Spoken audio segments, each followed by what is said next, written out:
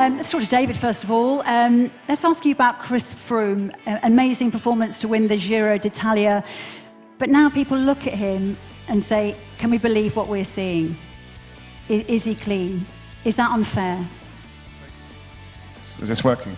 I suppose I'd be doing everybody a disservice if I didn't pick up where I left off 2 years ago first.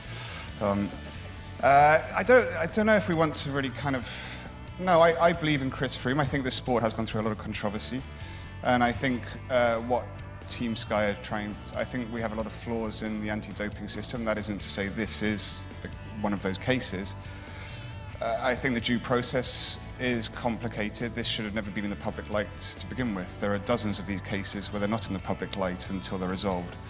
So we find ourselves in a very confusing place in cycling right now, in that he had every right in the world to be at the Giro d'Italia, won it in the most grandiose manner ever of all his Grand Tour wins, and yet sadly there's a cloud over it, which I don't think is deserved. So that's my opinion.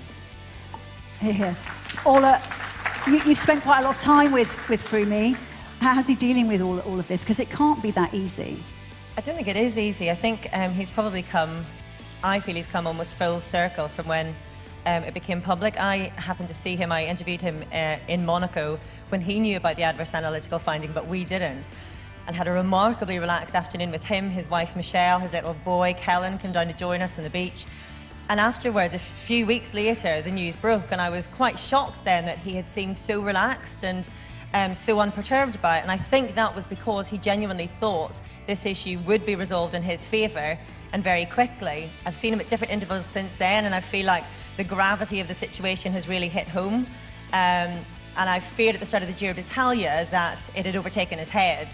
I think now, especially with the last week of racing at the Giro, the way he did it with such confidence, such bravery, he's back to being Chris Froome the rider, Chris Froome the racer, and I think he's in a very good position going into the Tour de France. The Tour de France, as David will know much better than I, is a much bigger deal than the Giro d'Italia. He will have a lot more pressure, a lot more external scrutiny from the likes of us and all the other media who will be there. I think if anyone can handle all of that, it will be Chris Froome, and I think he probably has a fairly decent Tour de France ahead of him, whatever else he has in store. He always does. Guys, thanks very much indeed. Would you like to come forward, David, and open that envelope and tell us who has won the Cycling Book of the Year? Yes, it's Tom Simpson, Bird on the Wire, by Andy McGrath.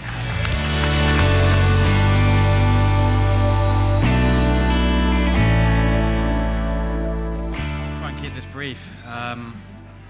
This was my first book. Wrote most of it on an old, defective laptop that I'd like to turn off occasionally with Microsoft Word Starter, which involved copying and pasting all the accents. And when you're writing about cycling, a lot of French races, there's a hell of a lot of accents. So maybe I can afford a new laptop now. So many thanks have to go to so many people. First and foremost to Rafa and Blue Train, who had the faith to go on my punt. I have to say that I promised them there'd be new stories about Tom Simpson, who is a 60s cyclist who's already been written about. There'd be new stories and I'd find new photographs.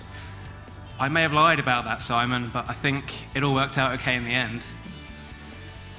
Thanks to my girlfriend. Thanks to all Tom Simpson's contemporaries. You may have heard of him as the cyclist who died in the Tour de France in 1967.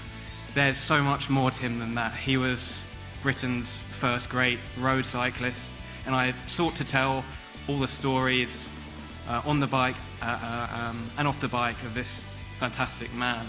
That's mainly down to his friends, family and contemporaries who were so generous with their time, their anecdotes, and so effusive. So thank you very much and have a great night.